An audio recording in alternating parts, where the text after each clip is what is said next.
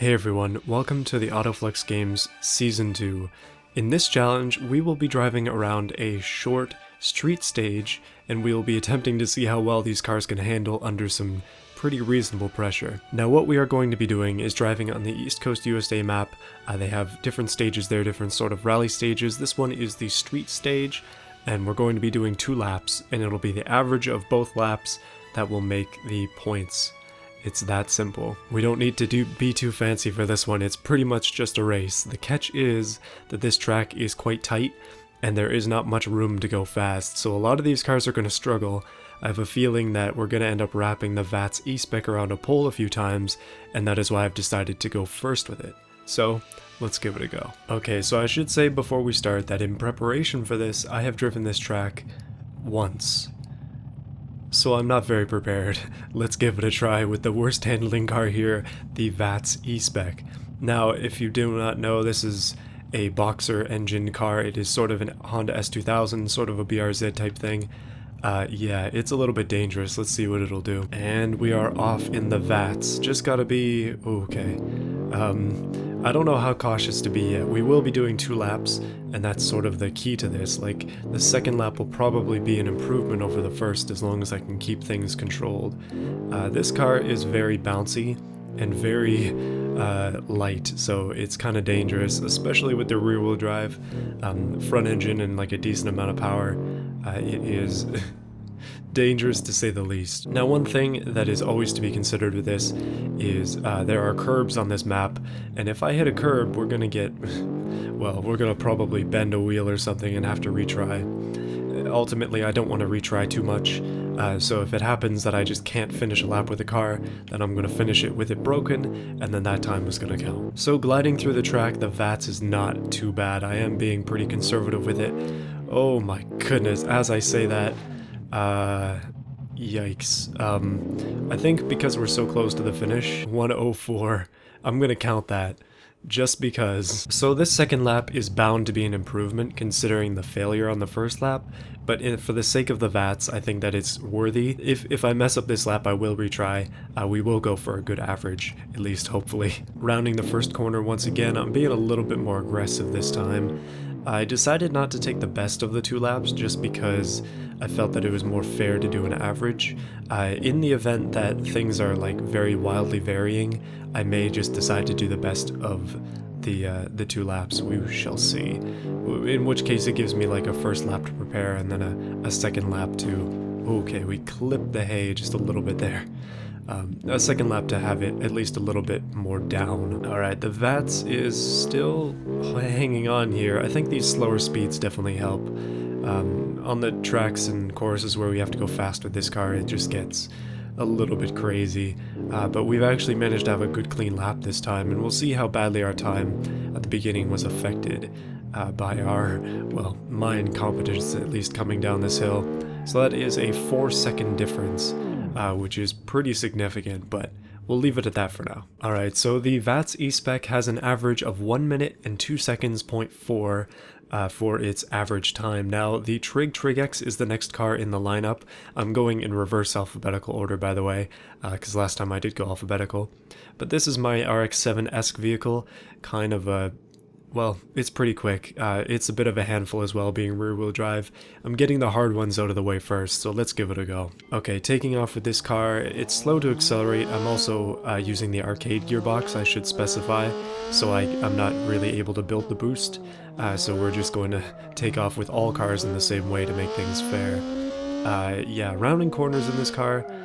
Oh wow, I was about to say that it was decent, but... not so much. Alright, attempt 2 to master the track. I'm going to be a little bit more careful around this corner, just a little bit more conservative with the throttle and the brakes. Yeah, that was a bit of a better way to do it. Obviously not the most efficient way, but... oh, this curb is dangerous here. Goodness. I think that almost every car is going to end up with one sort of casualty on the first lap, so maybe things will work out evenly in the long run. Now, last season when it comes to handling testing, I specifically did a run without engines, like we did a downhill, and I'm not going to be doing that this year. This is my change to use instead of that. The reason being I'm just changing things up. And also I think that this is a bit of a more interesting way to do it. Like when the cars were going downhill, a lot of it was determined by weight. In this case, not so much. Okay, so that is a 106. The Trig X is quite a bit slower on its first lap than even the slowest lap of the VATS E-Spec. Alright, so we need to go all out a little bit here. We need to see which one of these cars, these 12 Challengers, is actually the fastest. Admittedly, I thought the Trig X would be quicker than the VATS E-Spec, but it does have less power. I think it does, at least. It is quite a bit heavier, which does make quite a bit of a difference around a light circuit like this. So maybe... Goodness, maybe we won't be able to improve by too much. Alright, round in these city streets, I'm grateful for the slightly recessed curbs on the edges. That makes it a lot easier to round some of the corners. You can cut the corners like just a little bit, and it helps with bringing things to become more smoother. Is that even proper grammar? Not even known at this point. Alright, round this corner here, no edge to cut, but around this one there is a slight edge, so we'll take it. And we should be able to do better than 106. Oh yeah, there we go.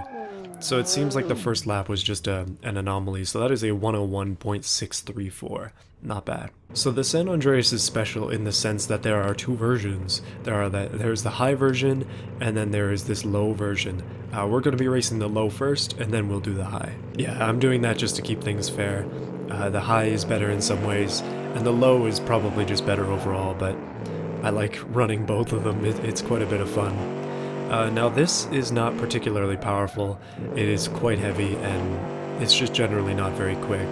But because it's relatively controllable, I say that as we do some ridiculous burnouts, it might actually be able to lay down a decent time. The car is a bit of a boat, but yeah, not much you can do about that. It's kind of supposed to be. Okay, round in these corners, not too bad with this car. The high version is going to be interesting because it wobbles quite considerably. When I made this car, I put it with a comfort preset, which might have been a mistake. One thing though that I like about it is it's got like power on demand with its V8. You can spin those wheels without having any issues at all, which is great.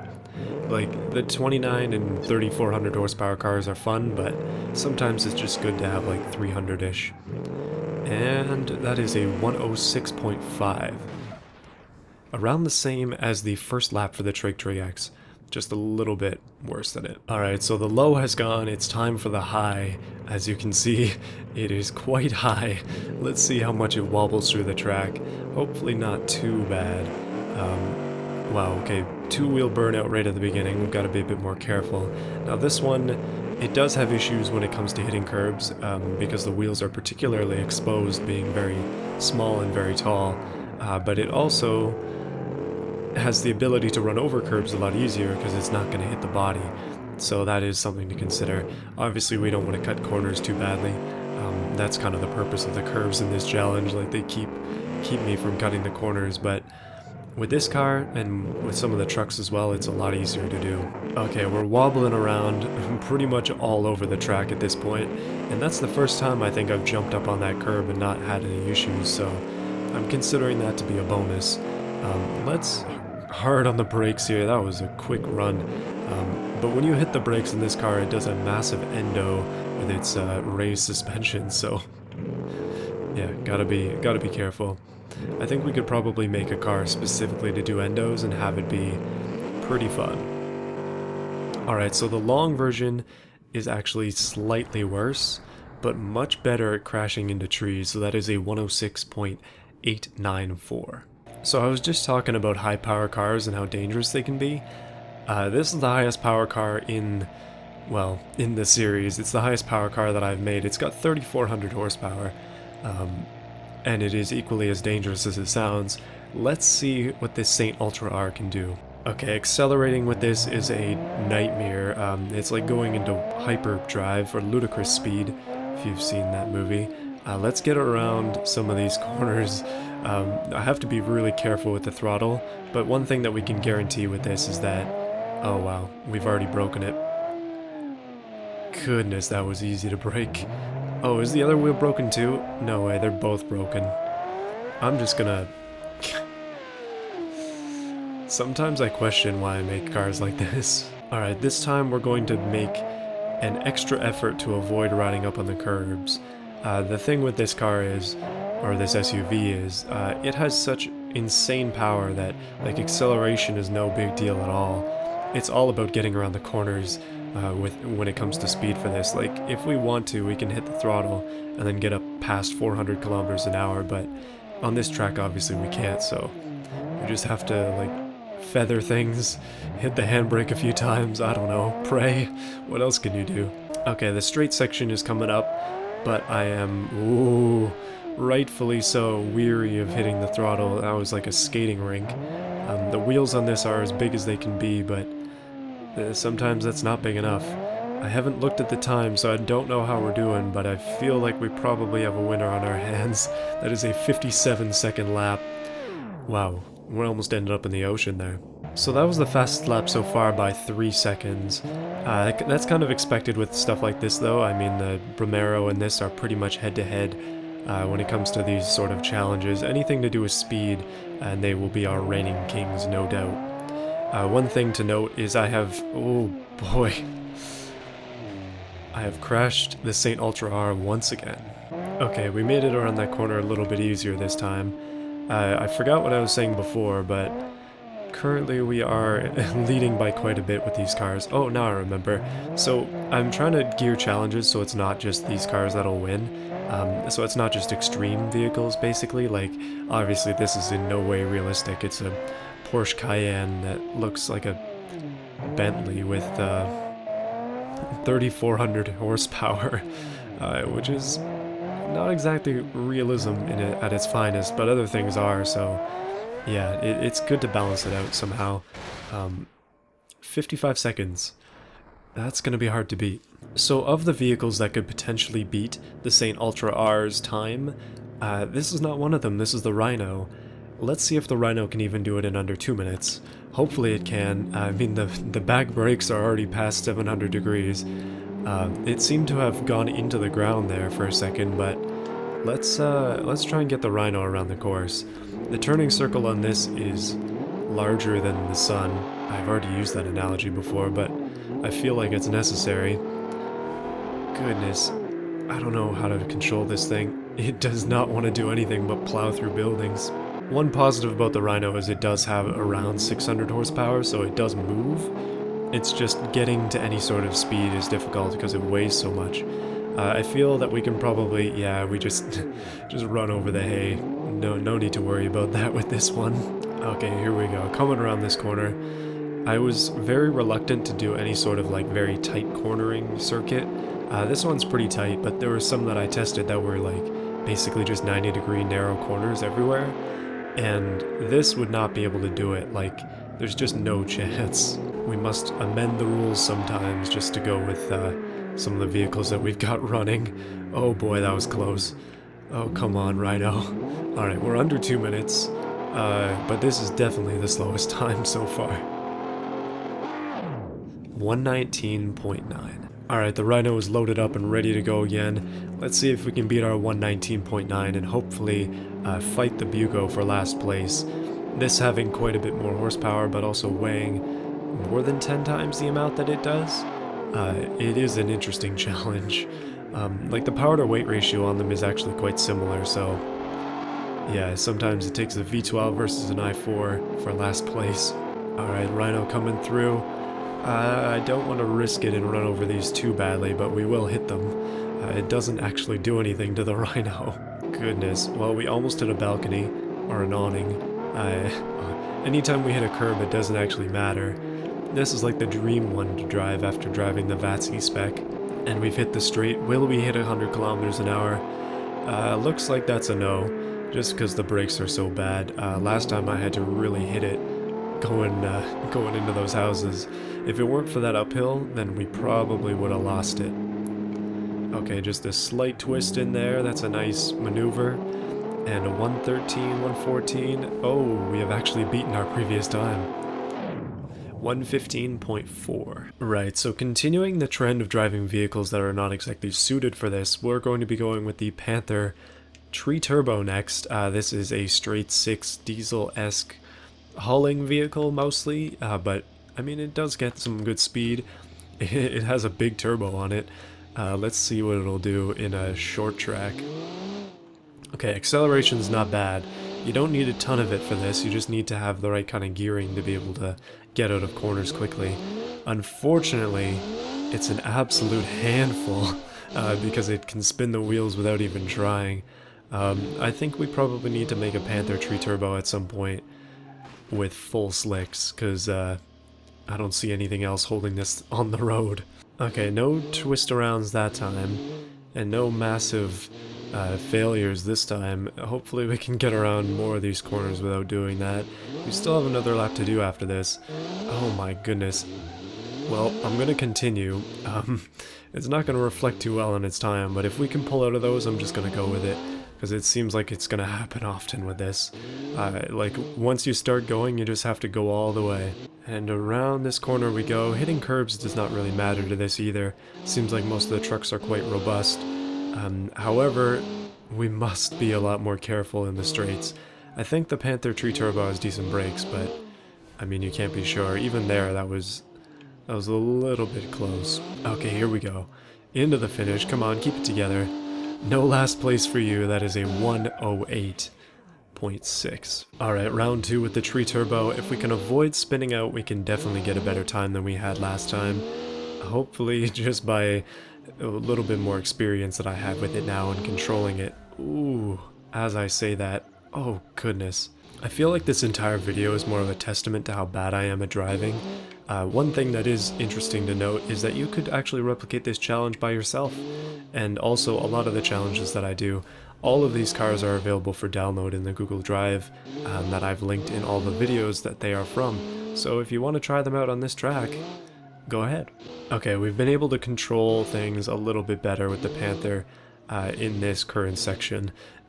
Basically, this whole beginning is a bit of a maze, but we've been able to get through it. We just have to get down the nice straight, a left, and then another left, a right, and we're at the finish. Hopefully, it's got enough in it here to get around there. Goodness. Well, brakes are still good. I think this season I've done a much better job of making cars with good brakes. Seems like everything except the Rhino is actually decent.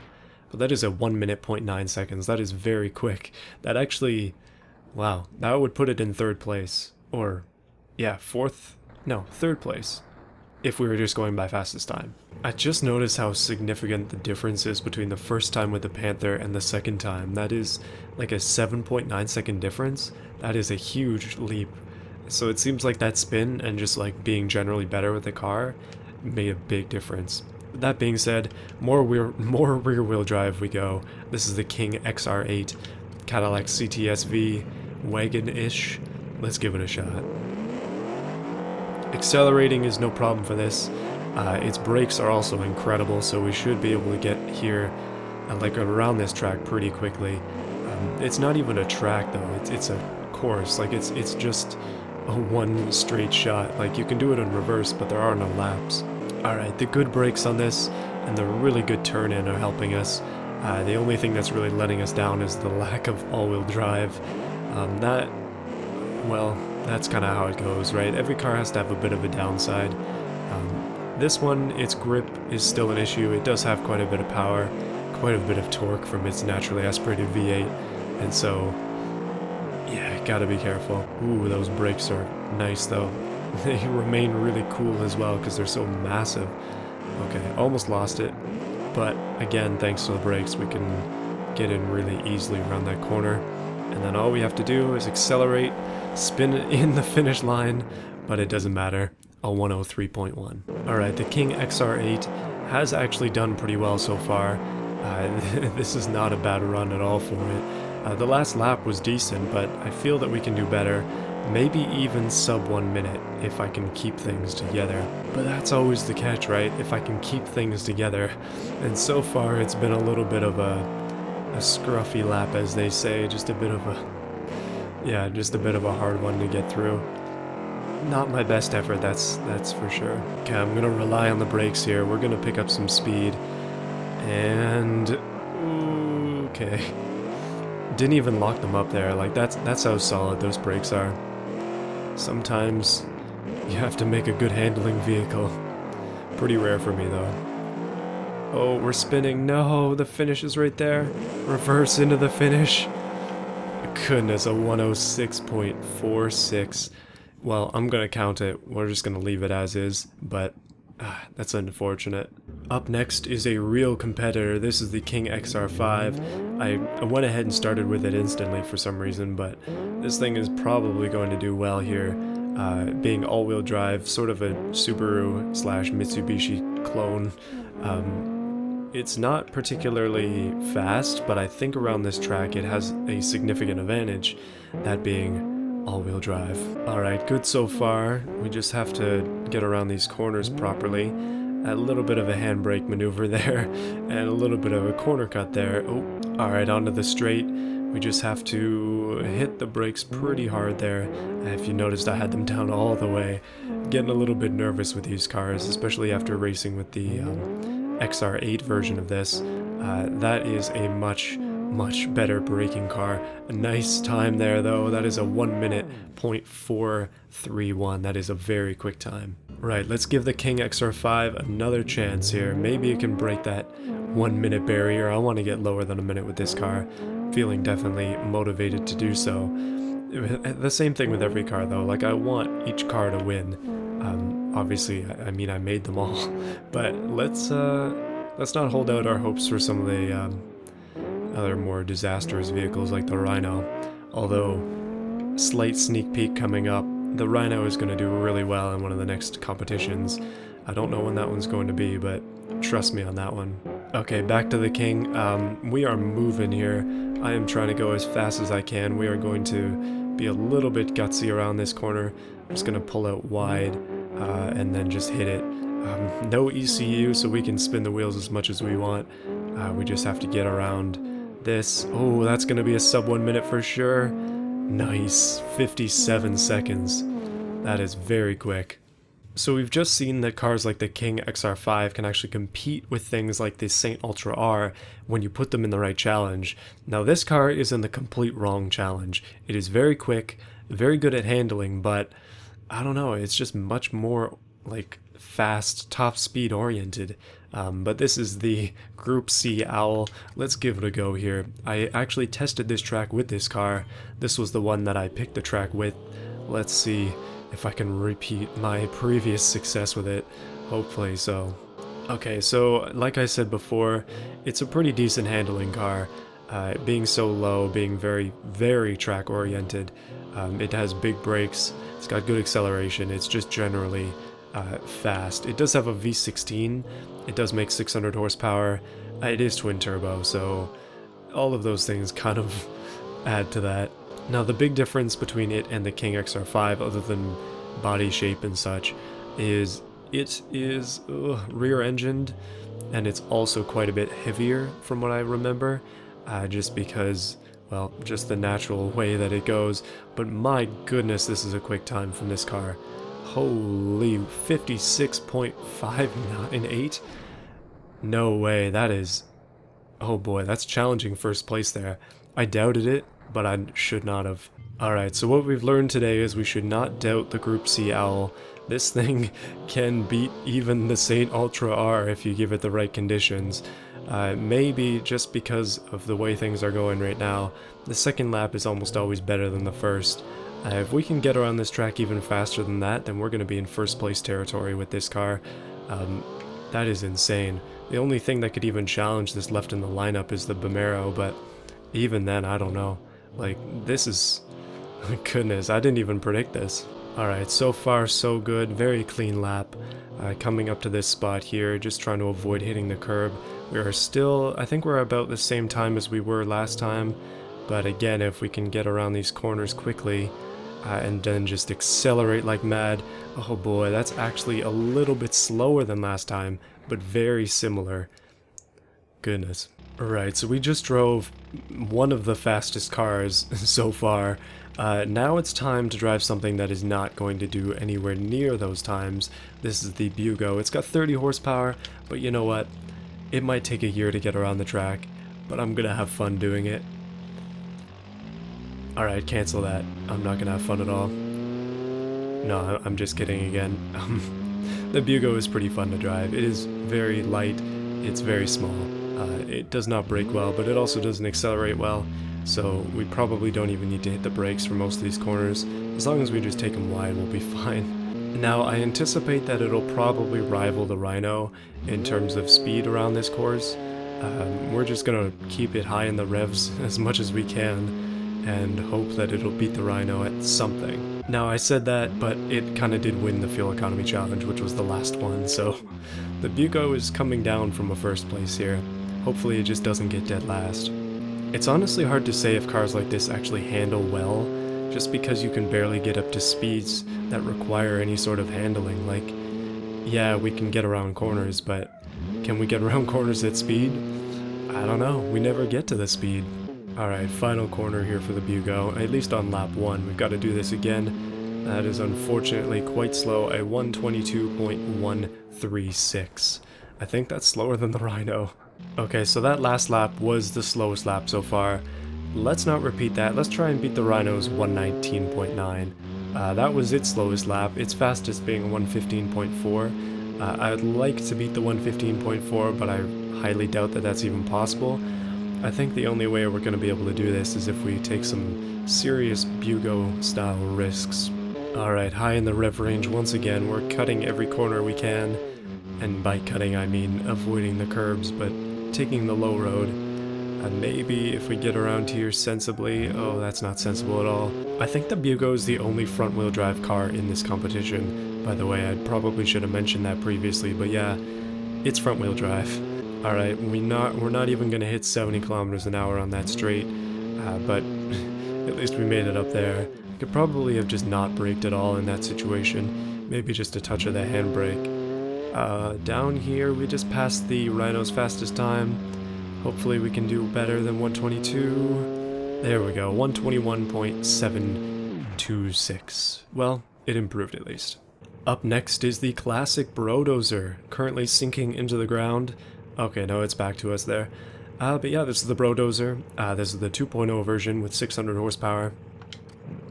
It used to be the heaviest vehicle in the games, but now it is heavily outclassed by the Rhino. This time, though, it is probably the fastest truck. Hopefully it can beat the Panther. It's actually quite quick, but very tippy, as I'm now finding out. Honestly, I like the 2.0 version of the Brodozer a lot better than the 1.0. I really like how it says Brodozer on the back. I think that was a bit of a genius move there. One thing to consider with this is it feels so ridiculously fast. A lot of the reason for that is that the Bugo was so slow that our frame of reference has been greatly changed. This Brodozer, though, with 600 horsepower is surprisingly quick. I actually made a Brodozer R at one point, which was a very low version of it and much more race oriented, and that thing was fast. Like, these trucks can be quick if you put the power down properly. Alright, coming up to a straight. I think we have a locking diff in the back now that I think about it. Might be helping quite a bit in comparison to the first version. Unfortunately, we did run up against a curb there, but there's not much of the track left for that to actually have an effect on our time. Wow, that is fast. That is a sub 1 minute run from a truck. Nice. I feel that the Brodozer has almost lost its place as the Brodozer, just because it's actually fast now. Like, the whole point of it was that it was all show and no go, and now it goes. Like, that was a very quick time. If we can do another sub-minute run with this, like, yikes. This might be one of the faster vehicles in the run. We have got quite a few cars under... Wow, okay. So what I was saying is we have quite a few cars under the 1 minute mark. So it's pretty rare to have this there as well. Goodness, it does not want to stay on its wheels when you really start to push it. Okay, one more retry. If it flips, I'm gonna keep going. Alright, we made it through that really tight section there without flipping over, so that's a bit of a bonus. As long as we can round some of these other corners in the same way that we did last time, we should be fine to get another good time. Like, this Brodozer is quick. If it somehow loses or wins and it gets a 3.0 version, like, we're gonna have to take some speed out of it. Okay, that's not exactly true. We'll just put a V12 in it. Alright, here we go. Another sub 1 minute run. That is a 58.82. That was very fast again. goodness, the Brodozer is fast. So there are currently 4 vehicles on the leaderboards with times that average under a minute. And I feel that we're going to have another one that adds up there. This is the Vomero 3.0, the winner of the last games. Now, let's see what it'll do. I hope that it'll beat the Saint Ultra R. The Saint Ultra R was made to beat it, and, well, maybe we have a chance. Let's give it a go. Now, the Vomero 3.0 is powered by a massive V10. It is twin turbo and it makes 2,900 horsepower. The difference between it and the Saint Ultra R is that it has much shorter gearing because it doesn't have as much wheel spin, and therefore it can go like ridiculously quick straight into telephone poles. Alright, curbs, as I have found out, are incredibly dangerous for this. I guess that's what you would expect being so low. We will be a lot more careful this time. What did I just say? Alright, we actually made it out of that section. I was very worried that we wouldn't be able to. However, we have got some difficult parts left, particularly this fast bit coming up. With these extremely fast cars, it's always a challenge to gauge things. Like, we can do 200 there. Ooh, but we can't stop. So this is only the first lap, but I have been struggling with the Vomero quite significantly.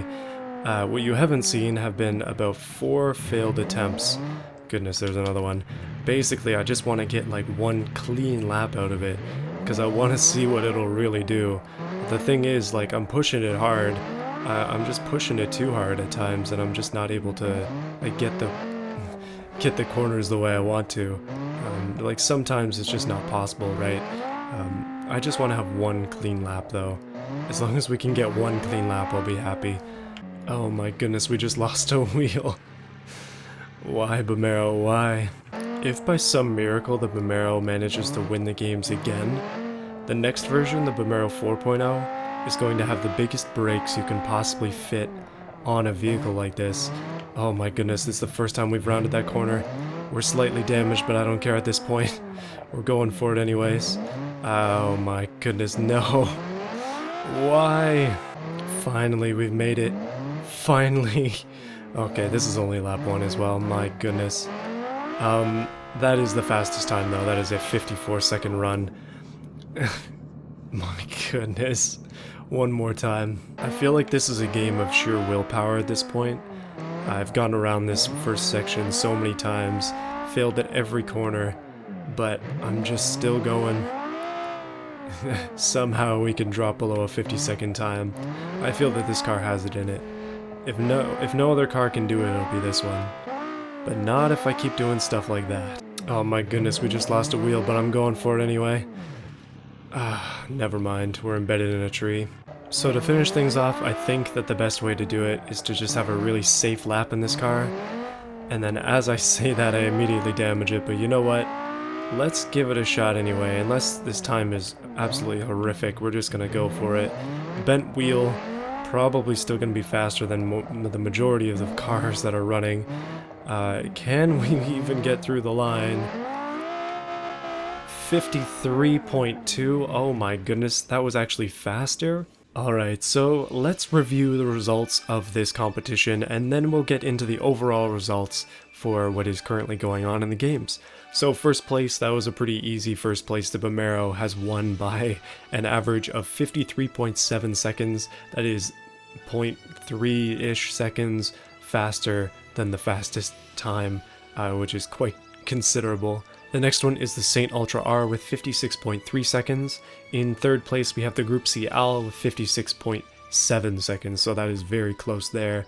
But you can see the top 3 cars are all very race-oriented, very fast cars, and you can see, like, these are some powerful things going up against each other. Like, the Saint Ultra R and the Group C Al are very close, so it's cool to see. In fourth place is the King XR5 with 59.1 seconds. In fifth place is the Brodozer 2.0 with 59.2 seconds, so very close there as well. The VATS E-Spec is next with 1 minute and 2 seconds. The Trig X with 1 minute and 4 seconds. Panther Tree Turbo with 1 minute and 4.8 seconds. The San Andreas with 1 minute and 6 seconds, 0.7. The Rhino with 117.7. And the Bugo in last with 121.9.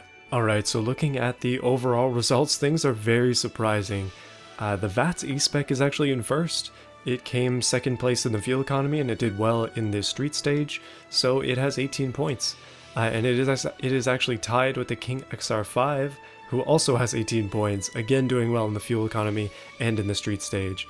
Group C Owl is in third, then the Trig Tree X with 16 points, tied with the Bomero 3.0 with also 16 points. The Saint Ultra R has 14 points, the Bugo has 13, the Tree Turbo has 12.5, Brodozer has 10, the San Andreas has 9, and it's tied with the King XR8, which also has 9, with the Rhino in last with 3 points. Now that is very cool to see. Things are pretty neck and neck right now. We've only done 2 challenges, we still have 4 more to go, and we also have the poll. So if you've been staying to the end of the videos, you know about the poll. Please go ahead and vote in it. The link is in the description. Just go ahead, vote for your favorite car, the one that needs the most points in your opinion, and those will add into the total at the end. So that's it for this challenge. Let me know what you thought of this video, what you think I can do for the next one. I already have ideas, but I haven't pinned them all down yet, so we'll see how things go before the next time. And that will be next Friday, so a week from today. I'll see you then.